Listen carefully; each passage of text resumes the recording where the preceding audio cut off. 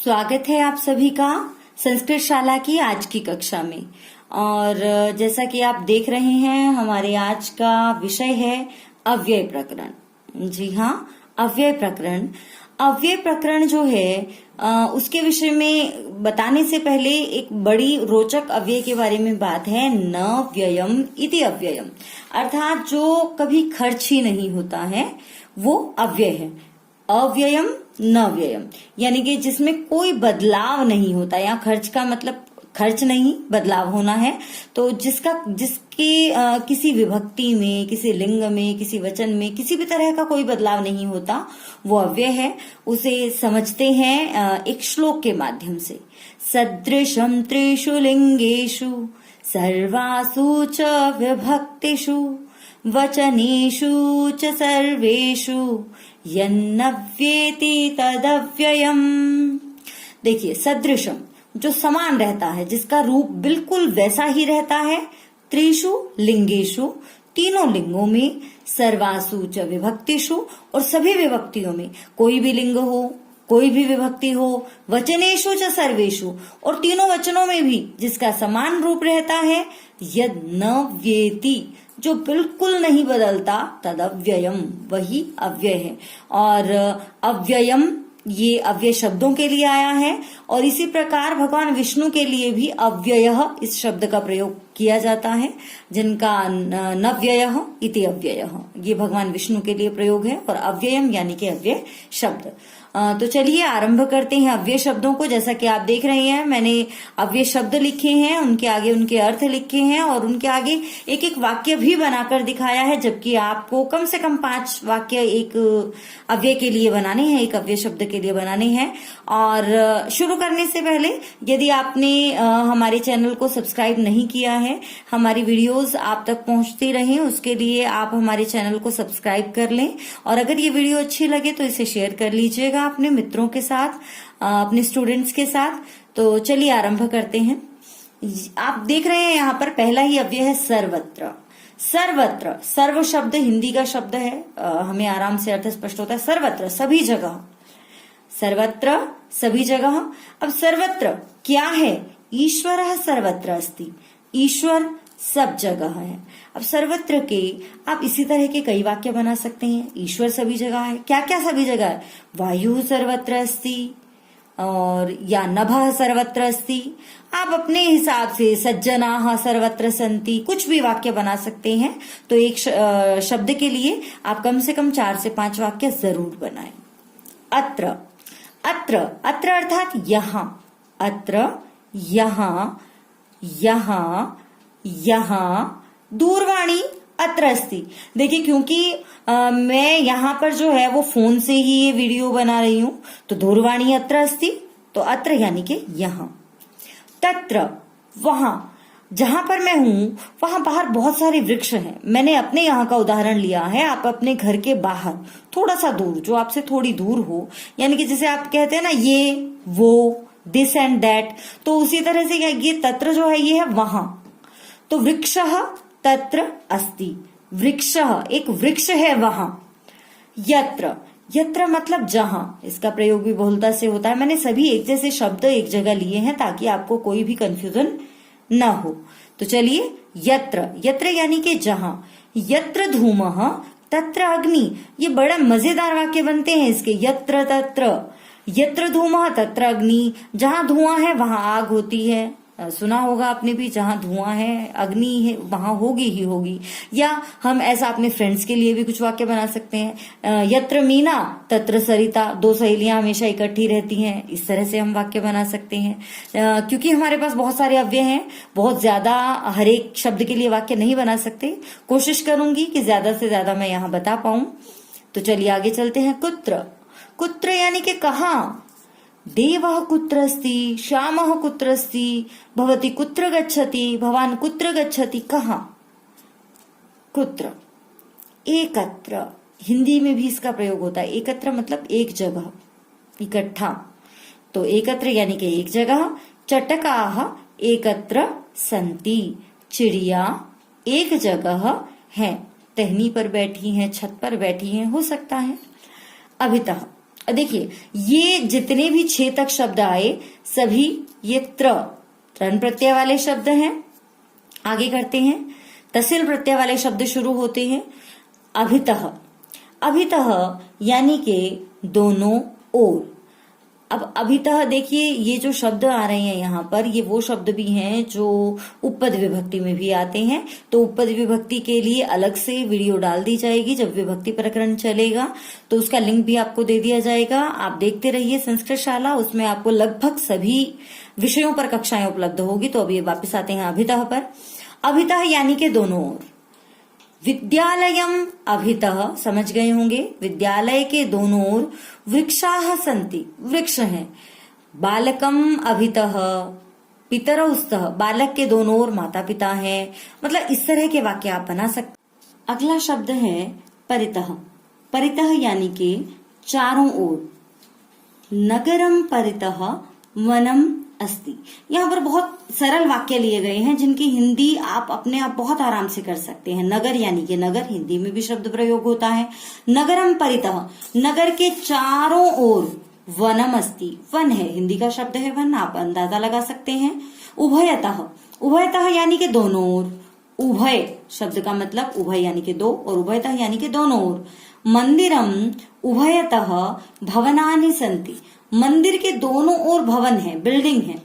सर्वतः, सर्वतः शब्द भी कुछ कुछ परितः जैसा ही है। सर्वतः यानी के सब ओर। ईश्वरः सर्वतः पश्यति, ईश्वर सब ओर देखते हैं। ईश्वर की नजरों से कुछ भी बचा नहीं है, तो ईश्वर सब ओर देखते हैं। ऐसे वाक्य और क्या हो सकते हैं? जैसे कोई व्यक्ति ऐसा होता है जिसकी नजर सब जगह होती है, तो हम उसके लिए कह सकते हैं रामः सर्वतः पश्यति, राम तो सब ओर देखता है। कुतः कहां से? मोहनः कुतः आगच्छति, मोहन कहां से आता है? या आप इसके बड़े रोचक वाक्य भी बना सकते हैं, जैसे वायु कुतः आगच्छति, वायु कहां से आती है। ये अगर आप इसे खेल खेल में लेंगे तो मजेदार शब्दों का निर्माण होगा। हर एक के लिए कुछ मजेदार शब्द चुनिए। कुतः और क्या? ईश्वरः कुतः आयाति, ईश्वर कहां से आते हैं। या बहुत सारे ऐसे प्रश्न हो सकते हैं जहां आपको कहां से की आवश्यकता पड़ती है, तो वो प्रश्न आप कुतः के माध्यम से बना सकते हैं। इतस्ततः, इतस्ततः यानी कि इधर उधर। इतस्ततः मा भ्रमत, इधर उधर मत घूमो, इधर उधर मत देखो। इतस्ततः मा पश्यत, इस तरह के बहुत सारे वाक्य आप बना सकते हैं। अतः, अतः हिंदी में भी प्रयोग होता है, तो मुझे लगता है आप लोगों के लिए बड़ा आसान है, और इसके साथ साथ ये शब्द बहुत ज्यादा प्रयोग होता है, तो उतना ही महत्वपूर्ण भी है। अतः यानी कि इसलिए। मेघाः सन्ति अतः वर्षा भवति, बिना मेघों के बारिश नहीं होती है। मेघाः सन्ति अतः वर्षा भवति। और इस तरह के आप अपनी कक्षा के आधार पर भी वाक्य बना सकते हैं। मोहनः अस्ति अतः श्यामः कक्षायाम अस्ति, मोहन है इसलिए श्याम भी कक्षा में है। मजेदार वाक्य आप बना सकते हैं। या शिक्षकः अस्ति अतः पठामि, शिक्षक हैं इसलिए पढ़ रहा हूं, तो बनाइए मजेदार वाक्य। ततः, ततः के बाद, ततः का मतलब होता है तत्पश्चात, यानी कि उसके बाद। मोहनः गीतम अगायत, मोहन ने गीत गाया। ततः शांति पाठः अभवत, और उसके बाद शांति पाठ हुआ। उपरि, उपरि ऊपर। भवनस्य उपरि वानराः सन्ति, बहुत ही मिलता जुलता शब्द है संस्कृत और हिंदी का। उपरि, उपरि भवनस्य उपरि वानराः सन्ति, भवनस्य उपरि खगाः सन्ति। आप अनेक वाक्य बना सकते हैं। निश्चय, नीचे। नीचैः नीचे। भूमेः नीचैः जलम अस्ति, भूमि के नीचे जल है। हम सब जानते हैं कि भूमि के नीचे जल है। और अब देखिए कोई बच्चा छिपा हुआ है, तो उत्पीठिकायाः निश्चैः बालकः अस्ति। बनाइए वाक्य। पुरा, प्राचीन काल में। इसके तो बहुत सारे वाक्य हो सकते हैं। पुरा रामः राजा आसीत, मैंने बड़ा सरल सा और बड़ा प्यारा वाक्य बनाया है यहाँ पर। पुरा रामः राजा आसीत। आप और भी रोचक वाक्य बना सकते हैं, अपना बुद्धि का प्रयोग करें, मजेदार वाक्य बनाएं। प्राचीन काल में राम राजा थे। प्राचीन काल में संस्कृतम देवभाषा, देवभाषा तो नहीं, संस्कृतम व्यवहार भाषा आसीत। पुरा संस्कृतं व्यवहार भाषा आसीत् इदानीमपि अस्ति तथा प्रचुर प्रयोगः नास्ति परमस्ति। सद्यः, अगला शब्द है सद्यः, यानी कि तुरंत। सद्य एव गच्छतु, अब कोई गुस्से में है और वगैरह, सद्य एव गच्छतु, बस अभी चले जाओ, तो सद्य यानी कि तुरंत। अगला शब्द है सपदि, इसका अर्थ भी होता है तुरंत। सपदि चिकित्सालयम गच्छ, सपदि यानी कि तुरंत, सपदि अभी, तुरंत, चिकित्सालयम गच्छ, चिकित्सालय यानी कि हॉस्पिटल चले जाओ। अचिरात, अचिरात, अचिरेण, अचिरम, तीनों का अर्थ होता है अभी। देव अचिरात गृहम आगच्छत, देव जो है वो जल्दी से अभी घर आ गया। इस तरह के अन्य वाक्य भी आप बना सकते हैं, तीनों का अर्थ समान है। अब आप कुछ शब्द देख रहे हैं जैसे संप्रति, अधुना, इदानीम, इदानीम, सांप्रतम।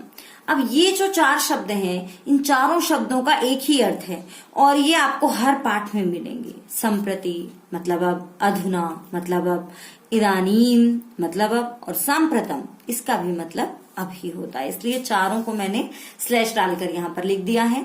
तो एक ही वाक्य बनाया है, आप और वाक्य बनाइए। संप्रति अहम गन्तुम इच्छामि, अब मैं जाना चाहती हूँ। अधुना अहम पठितुम इच्छामि, इदानीम अहम न नृत्यामि, सांप्रतम गच्छतु। बहुत सारे वाक्य ऐसे हो सकते हैं। तो आगे देखते हैं, आगे बढ़ते हैं। नूनम, नूनम, खलु, ननु, ये जो तीनों शब्द हैं वो निश्चय अर्थ वाले हैं। ये ज्यादातर जो इनका प्रयोग होता है वो प्रश्नवाचक शब्दों के लिए किया जाता है। उदाहरण के लिए, भवान श्यामः खलु, कोई आपसे पहले भी मिला है या आपके बारे में थोड़ा बहुत जानता है लेकिन उसे अच्छे से नहीं पता कि आप श्याम है या नहीं, तो वो प्रश्न पूछने के लिए या पक्का करने के लिए पूछ लेता है, भवान श्यामः खलु, आप श्याम है ना। तो ये वो प्रश्नवाचक शैली है। एकदा, सकृत, दोनों का अर्थ ही होता है एक बार, लेकिन दोनों में एक बड़ा छोटा सा फर्क है। एकदा ज्यादातर आरंभ में आता है, जैसे कि एकदा एकः राजा आसीत, एक बार एक राजा था। लेकिन सकृत मतलब एक बार, ये ज्यादातर वाक्य के बीच में आता है। उदाहरण के लिए, राजा दिवसे सकृत यज्ञम करोति स्म, राजा दिन में एक बार यज्ञ करता था। उसके बाद है सदा, सर्वदा, दोनों का एक ही अर्थ है, हमेशा। तो आशीर्वाद की जो शैली है उसमें बड़ा प्रयोग होता है इसका। सदा सुखी भव, यानी कि हमेशा सुखी रहो, या सर्वदा सुखी भव, सर्वदा सत्यम वद, सदा सत्यम वद। इस तरह के बहुत सारे वाक्य हो सकते हैं कि हमें हमेशा क्या करना चाहिए। तो आगे चलते हैं। कदाचित, कदाचित कभी कभार, इसकी हिंदी बनती है कभी, किसी समय। अहम कदाचित एव आपणम गच्छामि, मैं कभी ही आपणम जाती हूँ, यानी कि मैं कभी कभी, आपणम यानी कि बाजार, मैं कभी कभी ही बाजार जाती हूँ। सहसा, अचानक, एकदम। सहसा रेलयानम स्थगितम, ये किसी स्टोरी की तरह लग रहा है कि अचानक से रेलगाड़ी रुकी, तो सहसा रेलयानम स्थगितम। नक्तम, नक्तम यानी कि रात, और इसके लिए बड़ा ही प्रसिद्ध वाक्य है, नक्तम दधी न भुंजीत, रात में दधी यानी कि दही नहीं खानी चाहिए। दिवा, दिवा यानी कि दिन। उल्लू कहा, दिवा न पश्यति, उल्लू दिन में नहीं देखता, या उल्लू को दिन में दिखाई नहीं देता, ऐसा कुछ लोग कहते हैं। लेकिन कुछ लोग ऐसा कहते हैं कि उल्लू क्योंकि दिन में सोता है तो उसे दिखाई नहीं देता। अगला शब्द है अद्य। अद्य ये जो शब्द हैं वो आज, कल, परसों, ये वे शब्द लिखे गए हैं यहाँ पर। अद्य यानी कि आज। अद्य सोमवासरः अस्ति, आज सोमवार है। बड़े छोटे छोटे वाक्य बनाए हैं क्योंकि छोटे छोटे वाक्यों से एक बात तो जानने की है कि संस्कृत बहुत आसान है। अगर आप करना चाहें तो संस्कृत में बड़े आराम से छोटे छोटे वाक्य बना सकते हैं, और शुरुआत छोटे वाक्यों से ही करें। अद्य यानी कि आज। अद्य सोमवासरः अस्ति। ह्यः, ह्यः होता है बीता हुआ कल। ह्यः रविवासरः आसीत्, अब आज सोमवार है तो कल क्या होगा, रविवार होगा। तो यानी कि कल रविवार था। श्वः आने वाला कल, श्वः मंगलवासरः भविष्यति। अब जब आज सोमवार है तो कल तो मंगलवार होगा, तो श्वः मंगलवासरः भविष्यति। और इन्हीं के साथ अगर आप पर शब्द जोड़ देते हैं, जैसे परह्यः तो परसों, प्रपरह्यः तो उसे हम बोलते हैं उससे भी बीता हुआ दिन, यानी कि परसों से भी पहले वाला दिन। तो उसके बाद इसी तरह से श्वः, श्वः यानी कि आने वाला कल, परश्वः उसके बाद आने वाला कल परसों, और उसके भी बाद वाला दिन परश्वः। इस तरीके से हम इसे बोल सकते हैं और कर सकते हैं। अद्य ह्यः श्वः। अगला शब्द है वृथा। वृथा यानी कि बेकार, व्यर्थ। वृथा चिंता मा कुरु, बड़ा सार है इस वाक्य में, बेकार में चिंता मत करो। समीपे, समीपे यानी कि पास में। मम गृहस्य समीपे आपणः अस्ति, मेरे घर के पास बाजार है। आपके घर के पास क्या क्या है, बनाइए वाक्य। दूरम, दूर। मंदिरम ग्रामात दूरम वर्तते, मंदिर जो है वो गांव से दूर है। आपके गांव से, आपके शहर से दूर क्या क्या है, बनाइए वाक्य। अपि, मया सह त्वमपि चल, मेरे साथ तुम भी चलो। ये म में मैंने अ जोड़ दिया है, तो मेरे साथ तुम भी चलो। भी अर्थ है अपि का, बहुत ज्यादा प्रयोग होने वाला जो शब्द है, अव्यय है, ये है अपि। तो अपि के तो बहुत सारे वाक्य हो सकते हैं। अहम नृत्यम करोमि, गीतम अपि गायामि। अहम मधुरम वदामि, परम क्रोधम अपि करोमि। बहुत सारे वाक्य आप इस तरह से बना सकते हैं। अथ किम, और क्या, यहाँ अर्थ में ये शब्द है अव्यय। अथ किम अहम अपि शिक्षिका, और क्या, मैं भी शिक्षिका हूं। किसी ने पूछा किम भवती शिक्षिका, तो मैंने कहा था किम अहम अपि शिक्षिका। च यानी कि और। ये जो च है जो कि हिंदी में और के रूप में यूज होता है। जैसे कि हिंदी में अब हमें वाक्य बनाना है, राम और श्याम जाते हैं, तो हम कहेंगे राम और श्याम जाते हैं, हम बीच में और का प्रयोग करते हैं। लेकिन संस्कृत का जो ये च है, ये सबसे बाद में, यानी कि जोड़ने वाले शब्दों के लिए जहां और आता है उसके बाद प्रयोग होता है ये।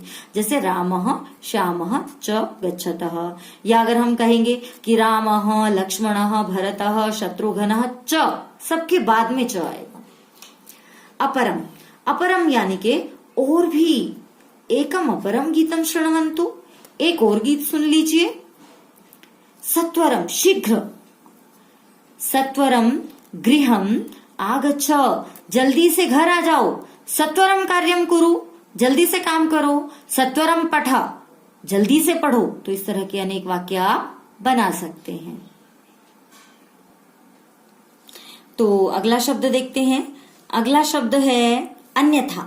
अन्यथा दूसरे प्रकार से, किसी और प्रकार से, अनेक अर्थ हो सकते हैं इसके, मतलब अनेक भावों से कहा जा सकता है।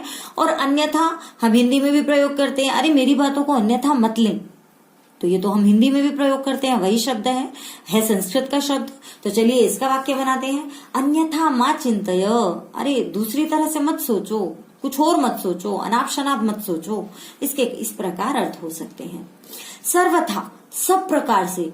अन्यथा, अन्य शब्द, अन्य मतलब दूसरा, और सर्व मतलब सब, तो था मतलब प्रकार से, तो अन्यथा दूसरे प्रकार से, सर्वथा यानी कि सब प्रकार से।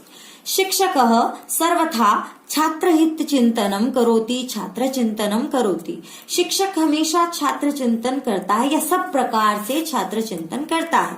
यही बात हम इस रूप में भी कह सकते हैं कि माता सर्वथा पुत्र चिंतनम करोति, माता हमेशा पुत्र हित चिंतन करती है, इस प्रकार भी हम कह सकते हैं। तो इस प्रकार के अनेक वाक्य आप बना सकते हैं। फिर से वही बात कहूंगी, देखिए ये बहुत जरूरी है कि आप एक अव्यय को लेके 4-5 वाक्य जरूर बनाएं।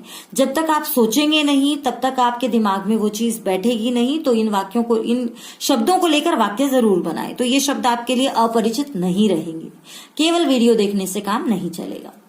एव, एव यानी कि ही। सत्यम एव जयते, केवल सच की ही जीत होती है। एव, एव जहां पर हम किसी बात को पक्का करते हैं ना कि ऐसा ही, तो ये वो वाला ही है। प्रति, प्रति यानी कि और। दीनम प्रति दयाम कुरु, दीन के प्रति, दीनहीन व्यक्ति के प्रति दया करो। प्रति और भी वाक्य बना सकते हो। माम प्रति क्रोधम मा करो, मेरे प्रति क्रोध मत करो, या इस तरह के अन्य एक वाक्य आप बना सकते हैं। अलम, अब ये एक और मजेदार शब्द है अलम, क्योंकि इसके दो अर्थ हैं। क्या, कौन से दो अर्थ हैं? एक अर्थ तो है बस, जो ये जिस टोन में मैंने बोला बिल्कुल वही वाला बस, बस वाली बस नहीं, बस बहुत हो गया, इस अर्थ वाली। और एक है समर्थ, जो सामर्थ्य बताता है। तो दोनों का एक बार जब तक हम वाक्य प्रयोग नहीं देखेंगे तब तक हम नहीं समझ पाएंगे। तो चलिए वाक्य प्रयोग देख लेते हैं। अलम विवादेन, अरे बस बहुत हो गया विवाद, विवाद मत करो, अलम विवादेन।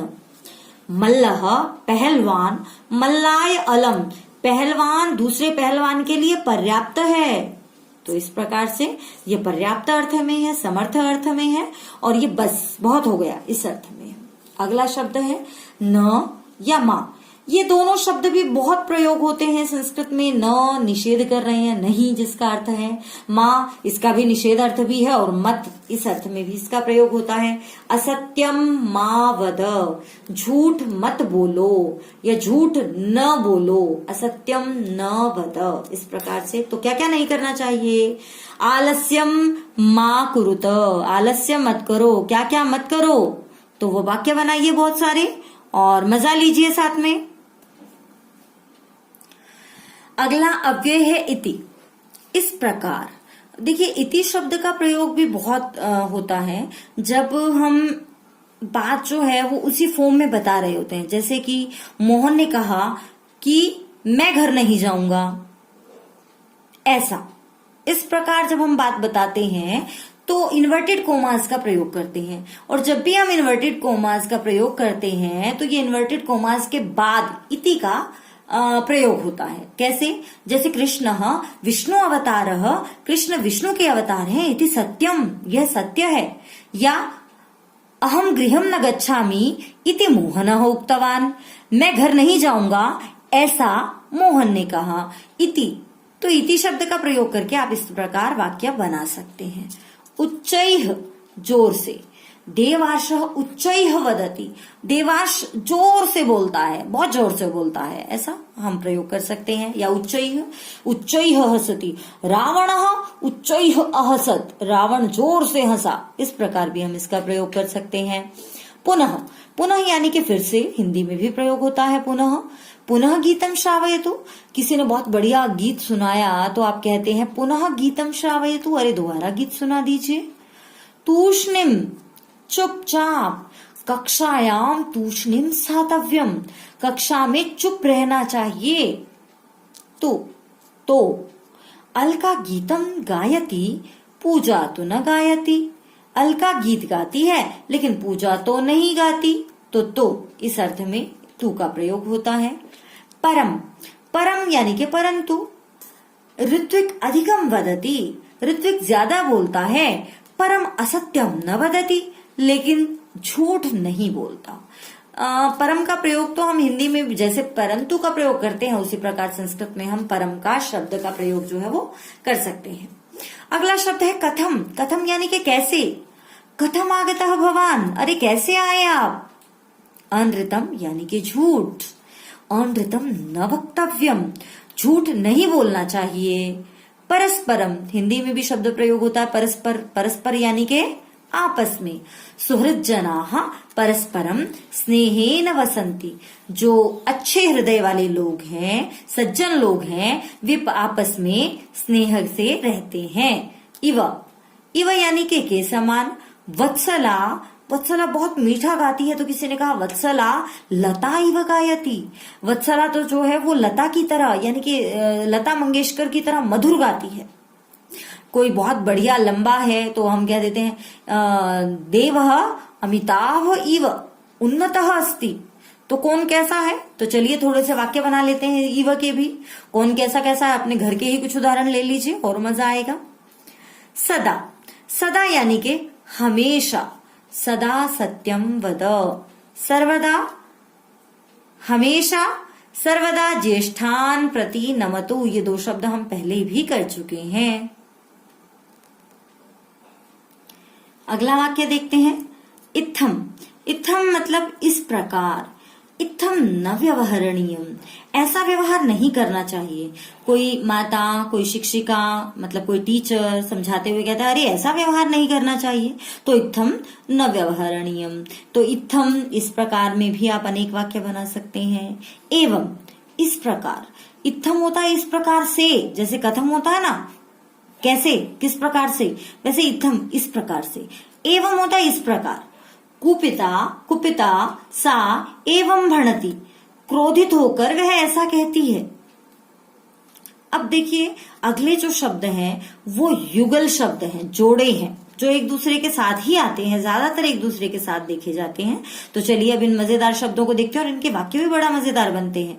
यावत तावत, यावत अहम आगच्छामि तावत अत्रैव तिष्ठ, जब तब, जब तक मैं आती हूं तब तक यहीं रुको। ये जब तक तब तक, ज्यादा इसका अर्थ जो है वो जब तक तब तक होगा। तो जब तक मैं आती हूं तब तक तुम यहीं रुको। यावद अहम न वदामि, जब तक मैं नहीं बोलती, तावत एवं एव तिष्ठ, तब तक ऐसे ही रहना।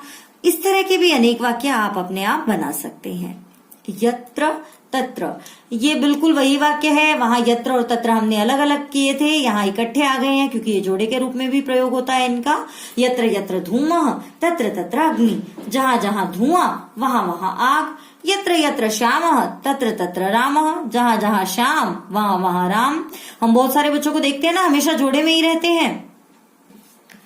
और इसका मतलब ये नहीं है कि ये यत्र यत्र दो बार लगाना आवश्यक है, आपका एक बार में भी काम चलेगा। पीछे हमने एक ही बार लगाया था, लेकिन जब हम ये यत्र यत्र दो बार कह देते हैं तो वो विशेष अर्थ को प्रकट करता है कि पक्का हो गया यत्र यत्र धूमः तत्र तत्र अग्नि, इस अर्थ में। वरना एक यत्र और तत्र इस रूप में भी हम प्रयोग कर सकते हैं। शनैः शनैः, धीरे धीरे, धीरे धीरे। हर्षिता सदा, जो हर्षिता है लड़की का नाम है, सदा हमेशा, शनैः शनैः वदति, धीरे धीरे बोलती है, हमेशा धीरे धीरे बोलती है हर्षिता। कौन धीरे धीरे क्या करता है वो आप इस तरीके से बना सकते हैं। अगला वाक्य, यदा तदा, जब तब। यदा मेघाः भवन्ति तदा मयूराः नृत्यन्ति, जब बादल होते हैं तब मोर नाचते हैं। ये तो प्रसिद्ध कहावत है कि जब बादल होते हैं तब मोर नाचते हैं, या बादलों को देखकर मोर नाचते हैं। यदा तदा, यदा अहम आगच्छामि तदा एव भवती पठति, जब मैं आती हूं बस तुम तभी पढ़ते हो। यदा अहम वदामि, यदा अहम वदामि तदैव प्रश्नं पृच्छति, जब मैं बोलती हूं तभी प्रश्न पूछते हो। तो ऐसे कई वाक्य हो सकते हैं। अब अगला भी बड़ा मजेदार है, यथा तथा। यथा मतलब जैसा, तथा मतलब वैसा। यथा राजा तथा प्रजा, जैसा राजा वैसी प्रजा। यथा बीजम तथा वृक्षः, जैसा बीज वैसा वृक्ष। और क्या क्या हो सकते हैं यथा तथा। यथा शिक्षकः तथा छात्राः, जैसा शिक्षक वैसे बच्चे। यथा प्राचार्यः तथा शिक्षकाः, जैसा प्राचार्य वैसे शिक्षक। तो इस तरह के अनेक वाक्य हो सकते हैं। यदि तरहि, यदि तो, ये भी वाक्य, ये ज्यादातर जो है तरही जो है वो यदि के साथ ही आता है, ये ज्यादातर जोड़े में ही चलते हैं। यदि अहम चिकित्सकः भविष्यामि, अगर मैं डॉक्टर बन जाऊंगा, तर्हि मे माता प्रसन्ना भविष्यति, तब मेरी माता बहुत खुश हो जाएंगी। तो इस तरीके से हम वाक्य बना सकते हैं। आप और भी वाक्य बना सकते हैं। इसके बड़े मजेदार वाक्य भी बनते हैं। कैसे? यदि सिंह आगमिष्यति, अगर शेर आ जाएगा, अहम पलायनम करिष्यामि, मैं वहां से भाग जाऊंगा। यदि सिंह आगमिष्यति तरी अहम चपेटाम दास्यामि, तो मैं शेर को एक थप्पड़ दूंगा। इस तरह के मजेदार वाक्य भी आप बना सकते हैं। बड़ी बात है, अगर आपको पढ़ने में मजा आने लगा तो आपके लिए सारी चीजें बड़ी आसान हो जाएंगी। मुहुर्मुहु, मुहुर्मुहु यानी कि बार बार। मुहुर्मुहु कोलाहलम न, यद्यपि तथापि, जैसे भी वैसे भी, या इसका एक और बढ़िया जो हिंदी अर्थ है वो है जबकि तब भी। वाक्य प्रयोग करते हैं फिर आपको और अच्छे से समझ में आएगा। यद्यपि ऋजुलः शीघ्रं धावति, यद्यपि ऋजुलः, जबकि ऋजुल, शीघ्रं धावति, बहुत तेज दौड़ता है। तथापि, फिर भी, स प्रतियोगितायां भागं न गृहीतवान, उसने प्रतियोगिता में भाग नहीं लिया। यद्यपि ऋजुल जो है वो बहुत तेज दौड़ता है, लेकिन फिर भी उसने प्रतियोगिता में भाग नहीं लिया। तो इस प्रकार से ये हमारे अव्यय जो हैं ये हमारे यहाँ समाप्त होते हैं, या ये कहें कि शुरू होते हैं। शुरू इसलिए कहा क्योंकि यहां से आपके पास लगभग 69-70 यानी कि 69 अव्यय जो हैं, बल्कि इससे भी ज्यादा, क्योंकि कुछ में तो मैंने एक में ही 4-4 अव्यय लिखे हुए थे, 70 से ऊपर अव्यय आज हमने इस क्लास में किए हैं।